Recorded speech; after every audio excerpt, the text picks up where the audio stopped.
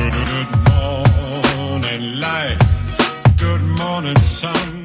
guys, welcome to the Hips Don't Lie first session. Obviously this one is going to be a little bit more lower body focused than the other two that you may have encountered already. You may have started with this one. It's great if that's the case. This one, yeah, your hips don't lie. We're going to get our hips moving in different directions to which they may have not moved before, or at least in a while. This one feels quite strong during the session, but afterwards you're going to feel really great. And a lot of the movements are going to be quite basic in their approach, but they're going to give you a lot of feedback and a lot of release that I guarantee you're going to be wanting to feel like this at the end of the session again. You'll probably want to repeat it in a couple of days. So we're going to keep things quite simple. All you need to do, okay, is potentially a couple of yoga blocks just to bring yourself up to a seated position. We're going to do minimal equipment at the moment. You don't even need a mat. If you've got a carpet, you can do it on the carpet as well. What we're going to start with is just some hip rotations. So our hip, big ball and socket, okay, it needs to have rotation. It should be able to move in rotation, lateral movements, forwards and back, flexion, extension.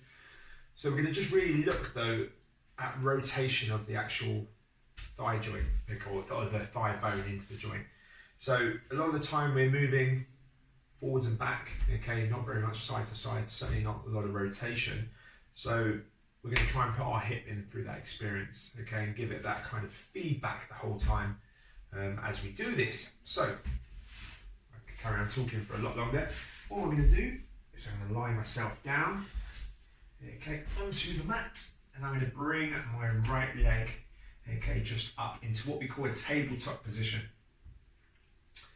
A big X is drawn on my thigh, and I'm just going to try and move that X both away, okay, from my midline, so away from my body, and then inwards towards my body.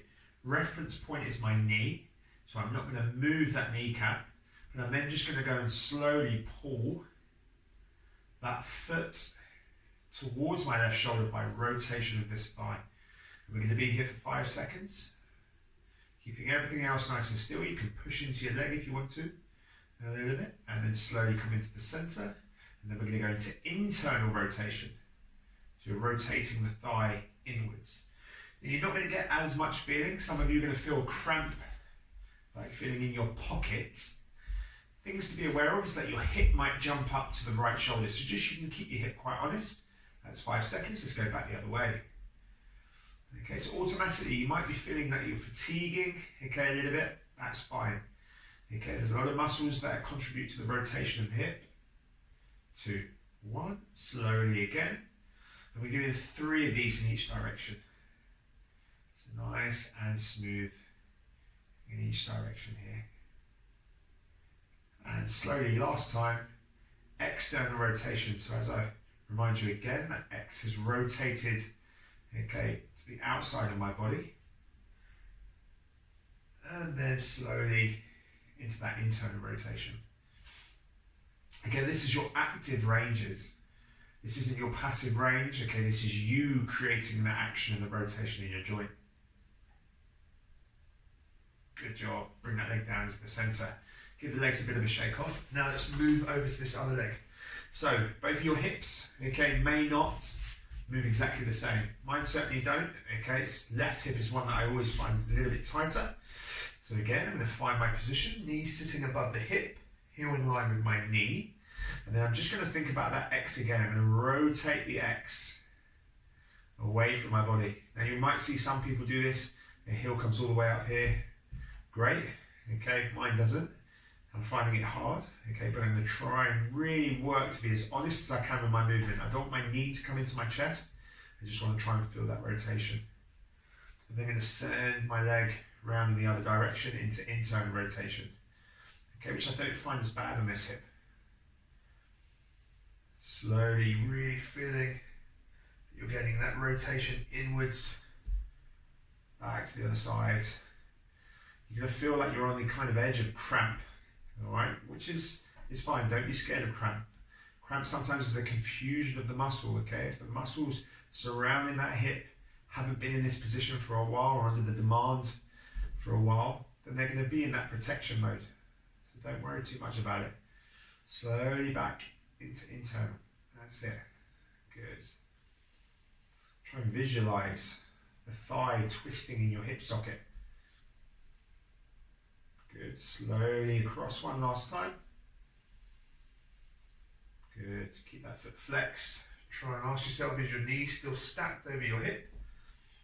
Belly button down. Try and feel like your lower back is into the floor. We don't want to be arching our back here. And the last time, internal rotation. You've got two options as well. You can always have your legs straight here, but probably for this first session, we're just going to keep things a little bit easier. 3, 2, and 1. Lovely stuff. Just give your legs a little bit of a shake out, okay? But automatically, okay, we've started in a good position.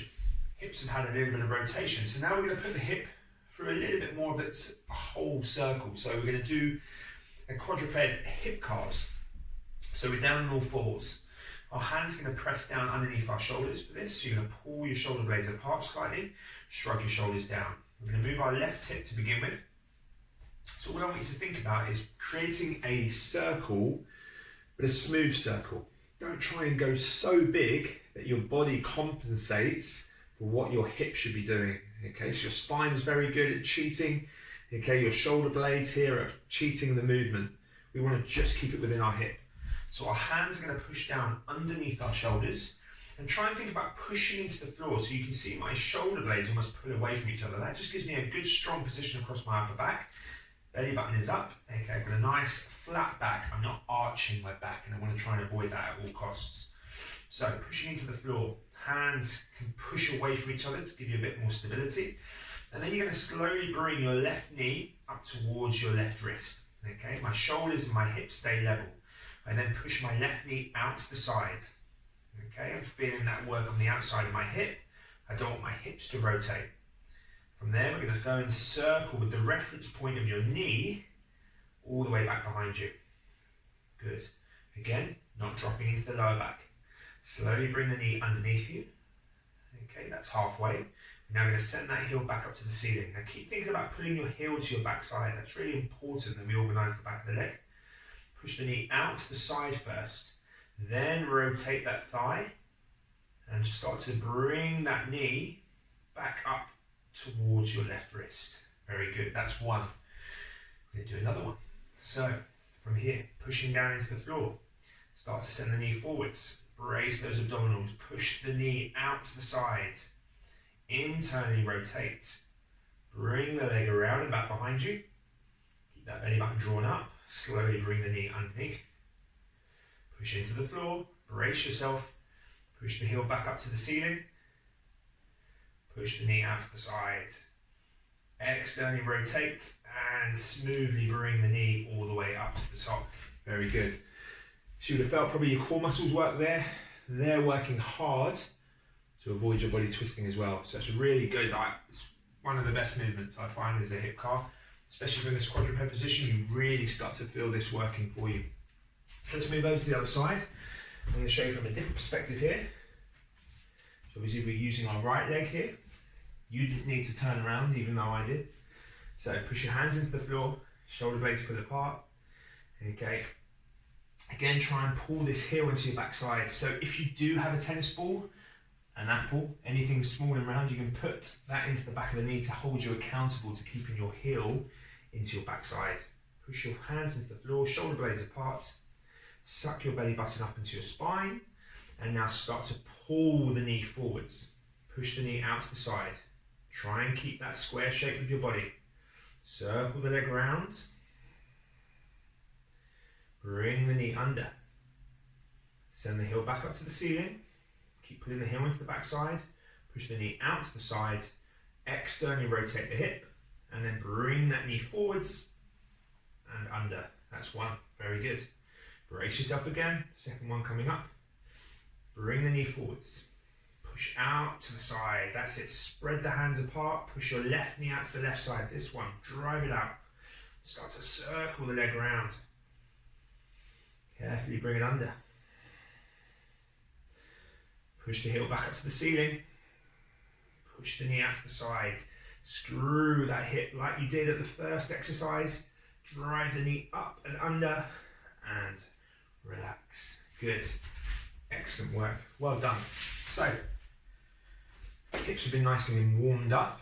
Okay, we're now going to go into our knee and our ankle cars. So again, we're still looking at the joint circles. If you've just seen the cars video that I've released as well, okay, if you haven't, it's on the YouTube channel. It's just your 10-minute daily cars routine. Really simple, looking at all the circles of the joints of the body. So you'll probably recognize this one from here. Right arm is going to go underneath your right knee. And we're going to go and flex, okay, our right foot. Heel is going to be down. And I want you to really try and squeeze your arm with the back of your leg. As you do this, try and remain with your foot flexed, and we're going to drive our heel into the floor. From the point that our heel is on the floor is where we're going to try and rotate on that axis. The movement comes from underneath the knee, which is your tibia, and we're just going to try and rotate in each direction. So we're rotating inwards from here, similar to what we did with the hip at the start, and then rotating externally. So out and in, basically.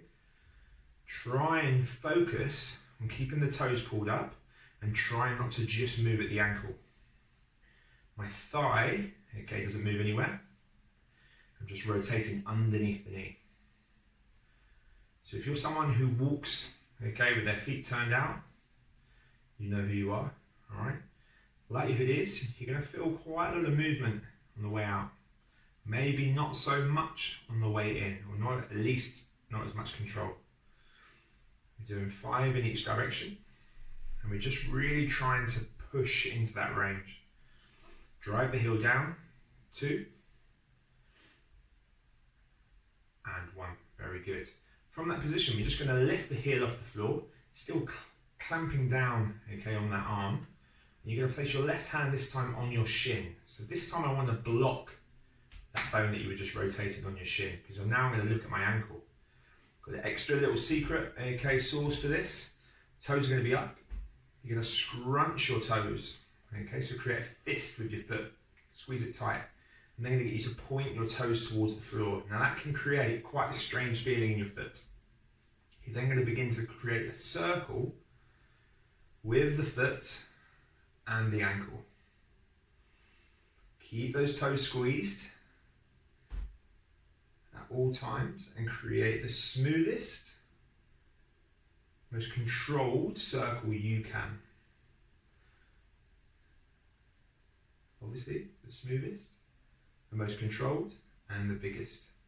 But only with the first 2 words are the important ones there. Let's change direction. We're going to go 3 times in each direction. I may have gone 4 times on that first one, but it doesn't matter. Extra rotation isn't going to kill anyone. Good. I balanced out with 4 there. Good, and relax. Give the toes a bit of a wiggle. They'll feel a lot better. Now let's move over to the other leg. So again, left arm is going to go underneath. Your heel, okay, is going to go onto the floor. I'm just going to shuffle back, just so I know I'm in shot. Okay, so you're squeezing on that arm nice and tight. It's almost like you're trying to choke your own leg here. This hand can just rest up on top, but remember we're going to be moving through this bone here. Flex your foot, toes putting it in, and we start to rotate. Again, internally, that's going in, externally. Trying to keep the knee and the thigh nice and still. Now I find great relief with this one. Okay, I've got an arthritic knee from a big knee injury a few years ago. And I was really stuck in kind of how do I sort out the discomfort and the stiffness in my knee. This is one of the movements that's really started to open up my knee again. Just from giving myself a bit of concentration, trying to kind of create this little bit more control within my joint and a little bit more range. So it's a really good one. Hopefully you haven't got any knee issues, but if you have, try and commit to doing this as often as you can. You should get some good feedback. 2 more. And 1. Good. Let's bring that heel off the floor. Okay, again, we're going to crush. So we're going to pull our toes up firstly. Okay, we're then going to go and crush our toes. So we're creating a fist with our foot, and then we're going to point those toes down. Now, automatically, I know you've made a funny face. Okay, because I've seen it before. I'm about to make one myself. And then we're going to go and slowly create that circle. Remember, try not to rotate from this shin bone. Work nice and smoothly. If I had a pound for every swear word that's been thrown at me whilst doing these circles with the toes squeezed, well, I'd have a gold chain around my neck, put it that way. All the way around, let's change the direction. Good. Nice and smooth with the circle, okay? We don't want to be trying to be all jolty and riggedy like that. We want to just try and keep the circle smooth and create it as big as you can. And relax. Oh, excellent work. Good job. So for this next one, we're going to look at a little bit of hip strengthening, but from our flex position. Okay, so hip flexion is basically when that joint shortens. Okay, so when we get the front of our knee, okay, in close towards our body. Okay, so the shortening angle on the front of our hip.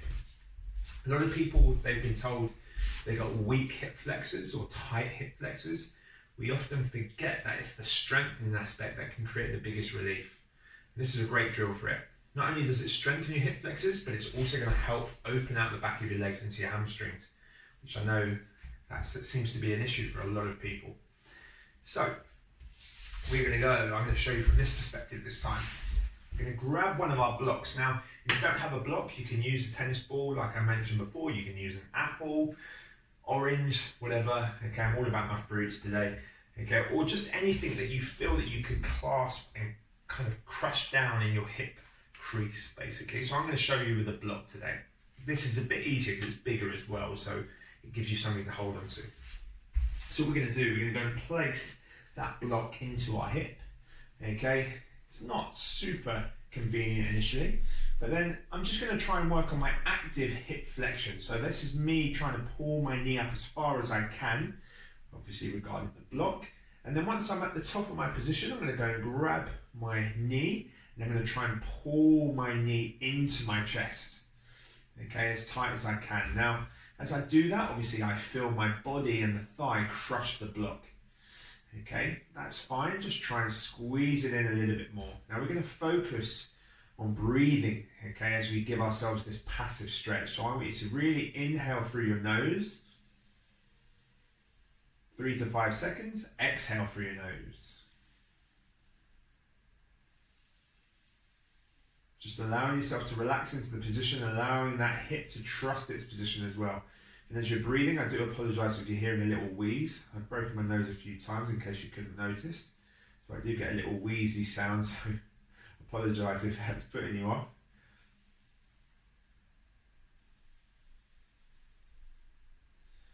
Okay, so whilst holding the leg in, we're now going to go and try and hold the leg in that position as we let go of it with our arms.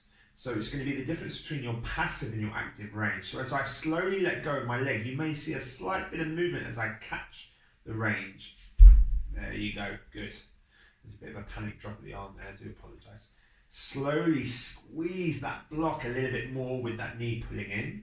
Point the toes, and whilst crushing the block, and that's your focus, I want you to then try and straighten your leg. Okay, as straight as you can. Crushing the block in here, bending the knee again, and squeeze that knee into the chest a little bit more. That's one. Second one, we're going to go up. Point those toes. Straighten that leg out. Keep crushing the block. Press that lower back into the floor. The last time. Squeeze every muscle in your body. 3, 2, 1, and slowly bend the knee and relax the hip down. Excellent work. Unfortunately, we've got 2 hips, so we go straight over to the other side. All right, so from this position, I'll spin you around so you can get a different perspective on the block. Block goes into the hip. Okay, so knee comes into the chest.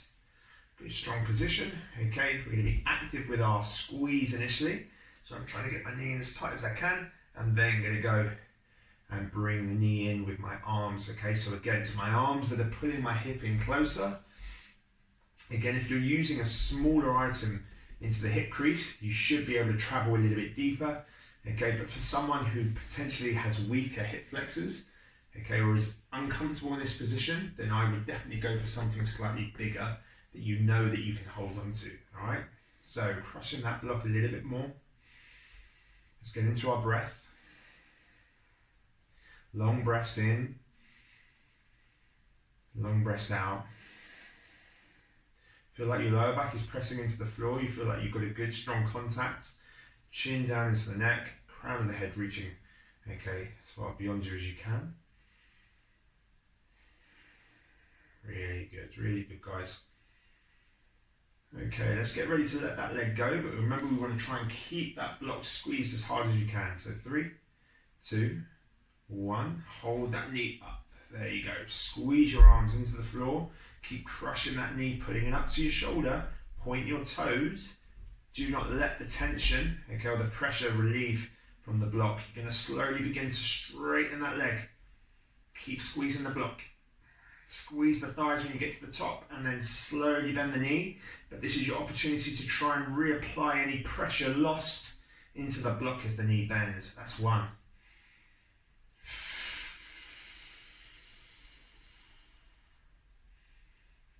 That's 2. Slowly bring it down. 1 more to go. 3. Squeezing that leg tight. Don't let that block come out. Slowly bending the knee. Squeeze that knee into the chest. And relax. Oh, great job, great job. Okay, so almost there now, almost there. So this next one, you can bring, okay, a block up, okay, to go underneath your backside if you wish. Those of you with tight lower backs, that might be a nice option for you to use. Don't worry about it, okay? If you've not got a block, just bring yourself onto a book or a raised surface if you want to. Okay, so we're going to go into obviously how a bear would sit. You all know that, of course. Okay, your hands are going to be on your shins. Your elbows are going to be to the inside of your knees. You're going to be nice and tall with our body. As we hold our shins here, I want you to think about almost pulling your spine up to the ceiling. So you're using your legs to try and take you out of a slump to bring you up nice and tall. So if I showed you from the side profile here, as soon as I grab here, natural tendency, if we're quite tight through our posterior line, is to try and slump. I want you to use your arms to pull you up into that top position. So it's like my sit bones slide back behind me. I can drag my heels or drive my heels into the floor and imagine dragging them in towards me as well. And I can be up nice and tall. Okay, so from that position, okay, we're going to go and try and start to drive the elbows out into the knees. Okay, so get into your max passive range. We're going to be here for another 15 seconds or so, and I just want you to really focus on your breath, staying up nice and tall. Okay, we're going to do what we call pails and rails, okay? Don't worry about what it means, but basically we're going to work the inside of the leg first and then the outside of the leg second, okay? And they're going to feel quite tough. So nice and tall with your body. Your elbows are pushing to the insides of your knees currently, and the arms aren't going to move. They're an immovable object.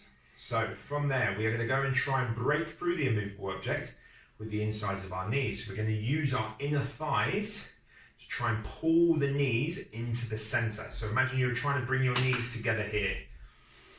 Nice and tall. We're going to push into our elbows with about 10% effort. 20%, stay breathing, stay tall. 30%. 40%. Ramp it up to 50%. Good. Now if there's any pain, don't go any more than this, okay, or ease off it at least. 60%. 70%. Uncomfortable, okay, is not pain. So try and work through it. Everyone's uncomfortable. 80%. Try and be safe now. So if you feel you can't go anymore, stop and hold that there. If you can get to 100, go to 100 for a count of 5, 4, trembling away, 3, 2, 1. Hold that position. Lift your hands off your shins. Your elbows are still working into your knees, knees into your elbows. Close your fists. Now, without moving your arms, you're going to pull your knees off your arms and elbows towards the floor.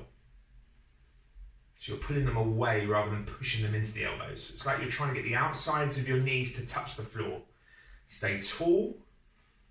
Drive those heels down. Keep driving the outsides of the knees down for another 5, 4, 3, 2, and 1. Very good. Allow those legs to move. And let's finish with 2 hip casts, 1 each side. So back to how we started. Second movement in, arms push down. See if this feels a little bit smoother. Hopefully that's the case. Push the hands in. You're going to pull the left knee up, left knee out to the side, circle the leg all the way around, under, push the leg back, squeeze the heel into the backside, knee out to the side, externally rotate that hip, and bring the knee under. Very good. Let's change over to the other side. I'm going to show you from the other perspective. Push the hands down, pull the knee up, knee out to the side, internally rotate, knee under, push the leg back, knee out to the side, externally rotate, and bring that knee all the way forwards. Excellent work, guys. Stand yourself up, give your legs a bit of a shake out. Okay, please let me know how you got on with today. You can find me on Instagram, just leave me a comment, tag me in a post, do whatever you need to do. Thank you for coming and giving me 20 minutes of your time. I hope you enjoyed it. I hope you're feeling better, and I look forward to seeing you very soon.